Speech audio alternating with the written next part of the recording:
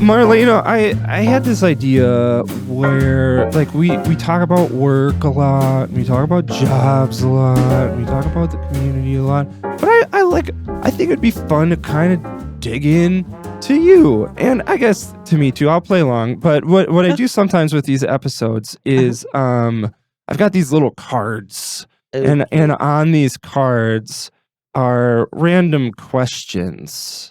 Or maybe they're not a question, but it's like I'll say, for instance, a story I've told too many times, ... Okay. And then you'd have to think about a story that you've told too many times. You're going to enter at your own risk on this, okay? Yeah. And so we'll have to keep it PG and all of that stuff. Yes. But what I'm thinking, and we can change the rules as we go because we make up our own games, is that we'll both flip a card off the top. We'll both read what is on our card. Okay. And then we'll pick one All right. to answer, and we'll both answer it. Okay. Sounds like a deal. Okay. So we'll both flip. You read yours first, because of course ladies first. And then we'll kind of go from there. How's that sound? That sounds like a plan. Let's do it. Ready? Flip. All right. If I wasn't working as a... Okay, and mine is, if I was stuck in my house for months, the 3 things I'd want to be by my side are... ...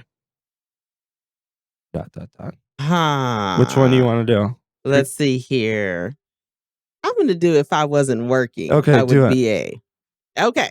If I wasn't working, I would be a beautician. Really? Yes. I'm so into just trying to help people look good. Yeah. And I love makeup. I just love it. I love to see people react and just have fun. And I just wanted to be in my shop because I wanted to party and all of that. I'm so serious. So it's about beauty, but really I want to party. Yes, but party with a purpose. Yeah, I like that. I was unprepared for how obsessed my 4-year-old daughter would be about makeup. Yes. She's just like crazy about makeup. This morning she woke up with crusty eyes, and I'm like, oh crap, she's getting sick again. But her eyes were just caked with mascara. Like, what are you doing? Don't talk to my husband about our bathroom counter. Oh, you got a stash? I have a stash, and I literally have a bag that says stash. we moved into a new house a couple months ago, and have 2 bathrooms now instead of 1. So now I'm thinking in my head, okay, I'll have places to put things. Yes. And then turns out that that's not in fact true. Not so much. Not with females in the house. Yeah. And it's just me. And my husband's like, please, can I have at least a corner of the counter? Uh-huh. No. Uh-huh. But that's what I would be. So that means that I have to answer this question too. Uh-huh. So I don't know if this is cheating or not, because it's similar to what I do now. But I'm obsessed with this idea, and I know that it's trendy now. Camper vans are trendy. Everybody's buying camper vans, things like that. But I would love the idea of packing up a camper van, driving into random cities. Like, you just drive and you say, I'm going to go to Mississippi. And you just stop in random small towns along the way. You walk in there with your camera or like a little mobile podcast setup, and you just say, hey, this is who I am. This is what I'm doing. I would love to hear your story for 20 minutes. Oh, that would be awesome, because you have no plan. Yes. That's how you operate. See, and I like that because there's a little bit of a plan here, and who to interview and when, and the work I do with other communities. It's fairly structured, but I love the idea of spontaneous interaction. I mean, can you imagine that? You just small town America going about your life. Here comes this guy with a camper van saying, yes, I want to talk to you. Yes, you look interesting. And just the stories that you could uncover. Yeah. And I think also for me, similar to your beautician desire, is that you do enough of stories and interviews and things like this, you really start to appreciate the power that giving space for somebody to tell their story can have. Because if you think about most of us haven't been interviewed. We never sat down and said, okay, for the next 30 minutes, I'm going to talk about who I am and why I'm here. Exactly. And there's such a power to that. And let me help you understand something. So when a female goes to the beauty shop, that's like better than watching a soap opera. You're going to find out all the news. You're going to sit, that's your therapy sessions. And I always just wanted to sit and listen to people. So kind of the same thing, but different. When you're sitting listening to people and their stories and just their lives, I just always thought it was so intriguing. And I'm like, what better way to do that when I'm doing their hair and making them look fine? Amen. Do you want to get into a sciencey rabbit hole? Uh-oh. Go ahead. So here's the thing with stories, because of how obsessed we are with stories. Like social media, it's a constant story. Netflix, stories. Books, stories, whatever it is. Yeah. So inside your brain are neurons. Okay. Neurons are your little messengers that send information to your nervous system through chemical, electrical signals. Okay.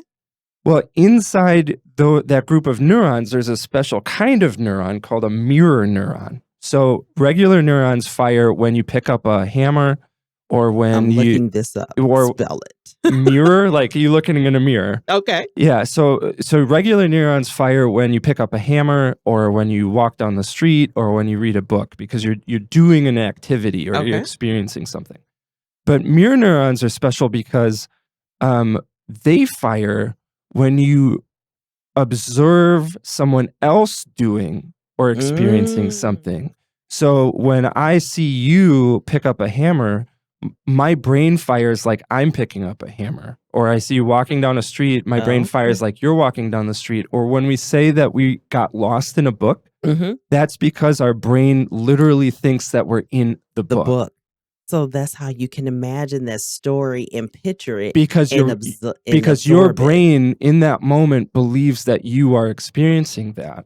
And what happens in the course of a great conversation or a good story, whatever terminology you want to use, is something called brain-to-brain coupling. And so what happens is my brain is firing in certain ways when I talk about something sad or inspirational or happy or suspenseful.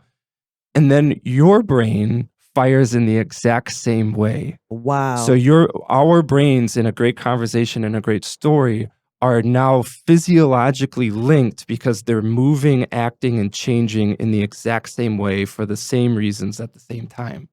And that to me is it, like storytelling, conversation, whatever you want to call it.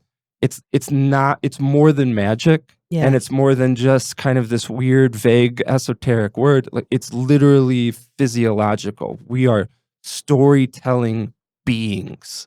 And that to me is the power of this. Like, you talk about our culture and our world and how can we get people to relate and work together and all these things. You double down on how we're made. And how we're made is for things like this. Two people sitting across the table saying, I'm not going to worry about anything else for this next 20 minutes, 45 minutes, whatever it is. It's you and me, girl. And our brains crave that like food. Yeah. And it's that to me is just incredible. If you had taught me that in grade school, I would have learned so much more in science, because that sounds so much more interesting. Isn't that wild? Yes. That is interesting. That is awesome. And I pulled that up. So I am going to You wanted to fact check me? Is that what that was? Well, I hadn't heard it explained that way. And it was so much more interesting the way you explained it. Did you just Google, like, is Phil full of it? Mirror neurons. What the heck Isn't that wild? Little known fact. Yep. If you didn't know it, now you do. Let's flip our next card. Your turn. So my card says, if I could see into the future, I would want to know. That's kind of a scary one. That's a scary one. You want to answer first? Well, you flip one and read me yours, and then we'll see which one we want to answer. So, a conversation I need to have with myself. Ooh, that sounds heavy. You want to go there today? I don't know. Do you? I want your card. Okay. Let's do We'll your card. go with this one. Yes, we'll do So that if one. I could see into the future, I would want to know. I don't know if it's just because I'm thinking about my kids a lot lately. I'm really curious to see like how they end up. Yes. Like what are they doing? Well, what kind of person are you? Well, like, what are you going to go through, or things like that? And I mean, it's scary. It definitely could be super scary, but also it could be a great way to say, okay, I know kind of how they're going to end up, and maybe I can do something as a parent to help prepare them more, or how can I use this information to help them? That's kind of a ridiculous thought, but I'm kind of curious about that. It's not ridiculous because I think that's a natural thought. Yeah. Because that's why we worry every day. Like, what's going to happen to my kids? Or what are they going to be like when they grow up? Are they going to pan out to be something and a productive citizen of society? I got kind of a funny side to that. And on that side, I think about the same things with my boys. I have 3 boys. We have a grandson. What are they going to do? Are they going to, is CJ going to be this big football player? Yeah. Is Trent going to be this podcaster? Is Caleb going to be this awesome musician? Is he going to come out of the introvertedness? Like, you think about those things, and I think it drives us crazy sometimes. I'm going to look into the future. Who's your introverted son? Caleb. Our 11-year-old. So I'm going to go ahead and peer into the future of Caleb's introvertedness, and he will never come out of it. Speaking as a diehard introvert, like what? Oh yes, 1,000%. Get out of here. 1,000%. Oh my goodness. Yeah, and I'll just to flesh that out a little bit. And sorry, people, if you're listening at home and you've heard this story before, but I don't tell it to many folks. But part of the reason the storytelling work started was because I suffered from debilitating social anxiety. Really? If you after I left teaching and I started working for my brother, I'm not quite sure entirely what caused it, but if you were not a family member or my girlfriend, I could not talk to you. I just terrified. And that sometimes is Caleb. He's just, Mom, I don't want to be around all these new people. Yep. We literally had that conversation this morning. Like, what are we going to do with you this summer? Because you're in the 6th grade now. You're in middle school. You're not going to be able to go to the summer camp. Yeah. So you want to come over to Bay City and you can go to the Boys and Girls Club? I don't know those people. I don't want to come. So I'll continue my story because it might help you with Caleb. So yes. The turning point came when I got a text message from my girlfriend, now wife, and she had told me that we were invited and therefore going to a wedding in a couple months.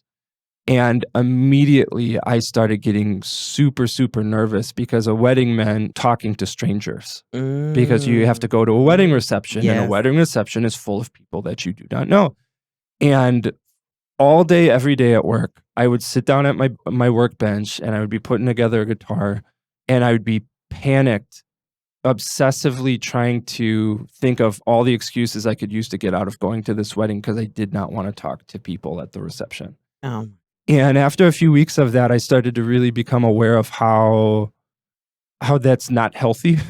Like this because I get introversion, but I was to the point where I would never meet a new friend, make a new connection, miss out on all the things that you gain when you get to meet and socialize, new people. And so I started thinking about like how can I get over this? And I started piano lessons when I was 5 and did that for a long, long time. I still play. So I'm 30 years in, 32 years in.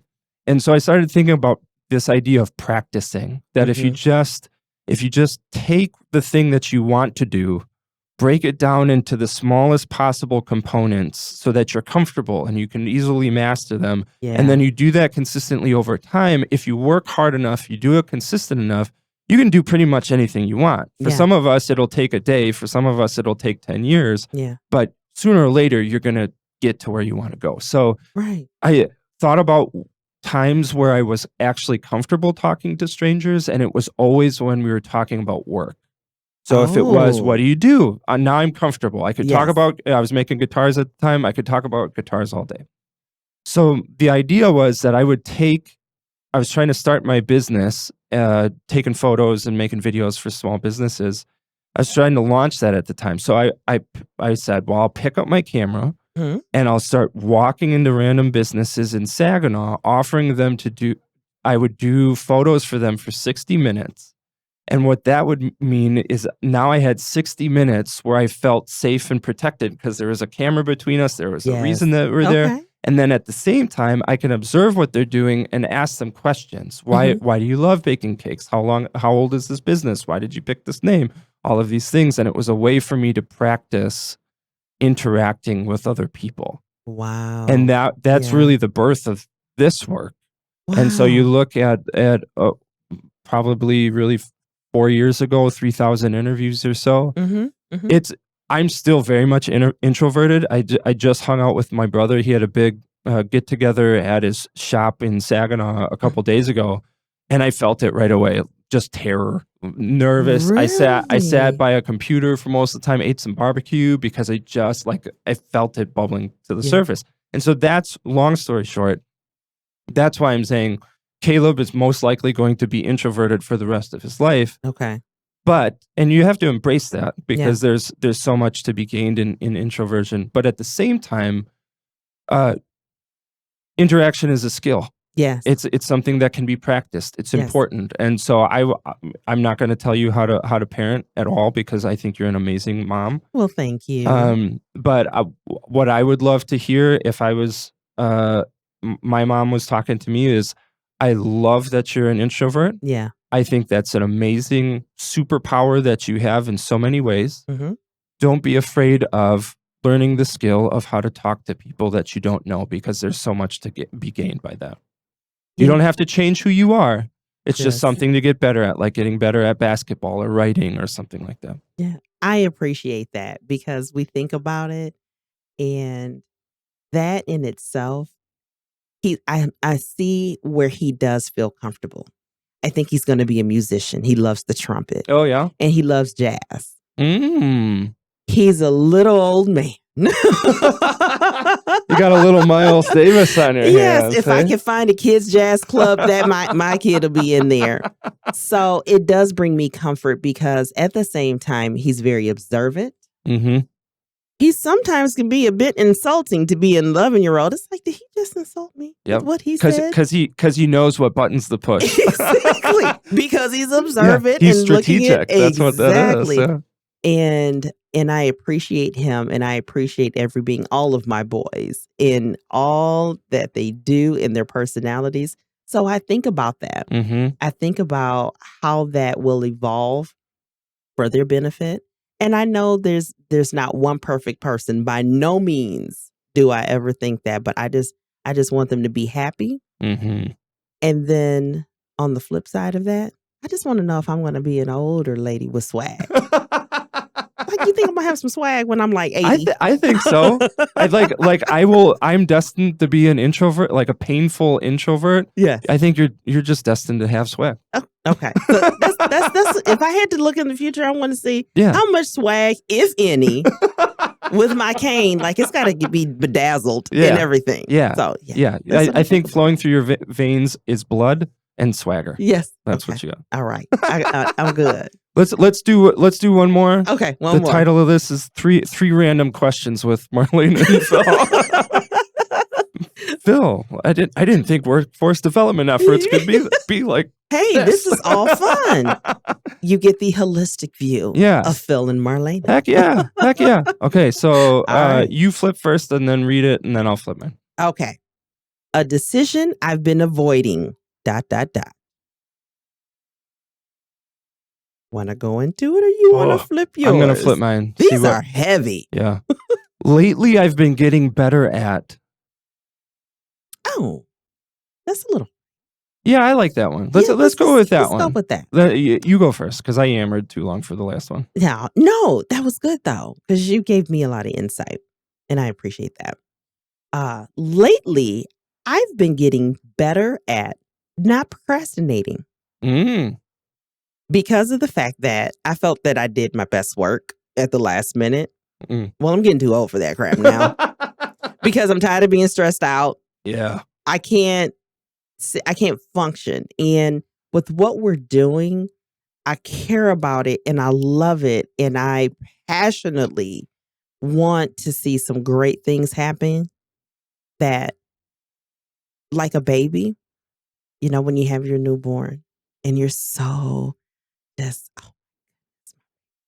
gorgeous. And well, for me, I have boys and, you know, they're using the bathroom all over me. They're just so precious and I want to take care of them and I want to make sure that I'm doing everything the right way.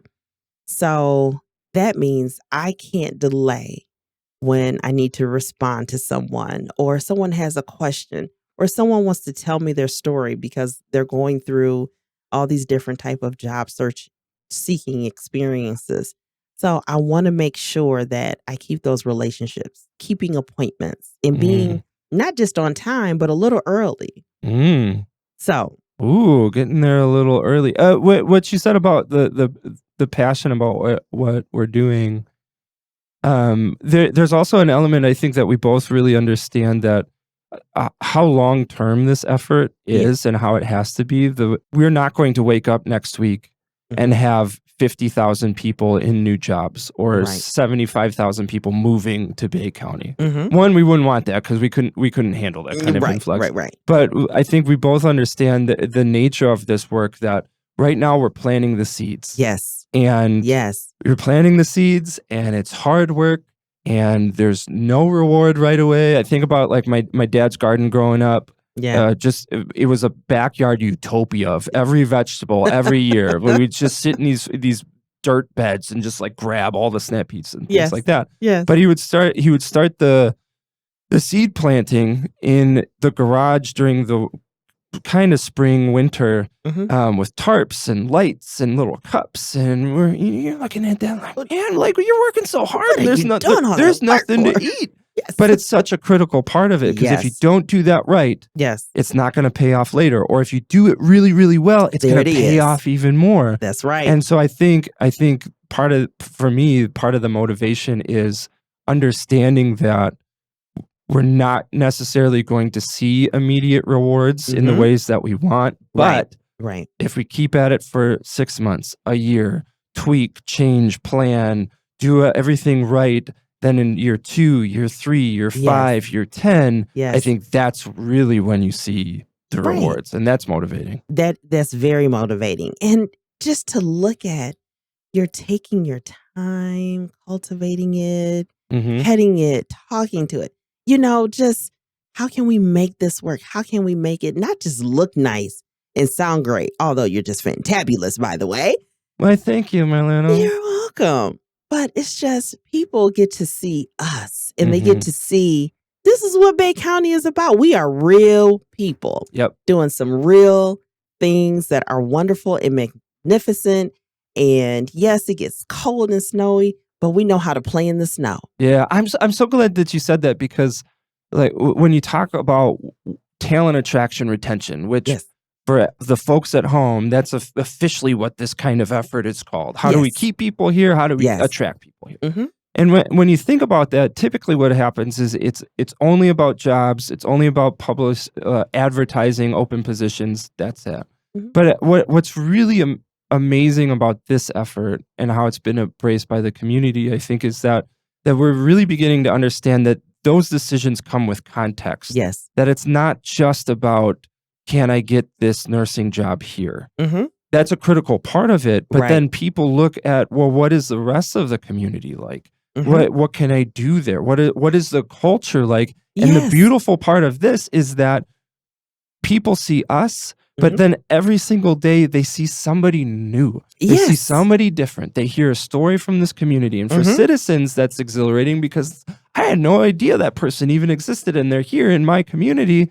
And then for the people outside the community, they're like, holy crap, this community really loves itself and is doing something to show that love to itself as well as other people. Absolutely. I'm obsessed with it. You know, it's kind of like we're the new Regis and Kathy Lee.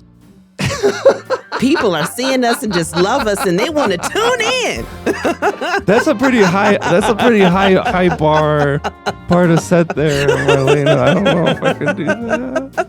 But man, we gotta do this more often. Absolutely. This is fun. I don't care if nobody listens to this episode. I just love kind of digging into your brain, chatting with you. Yes.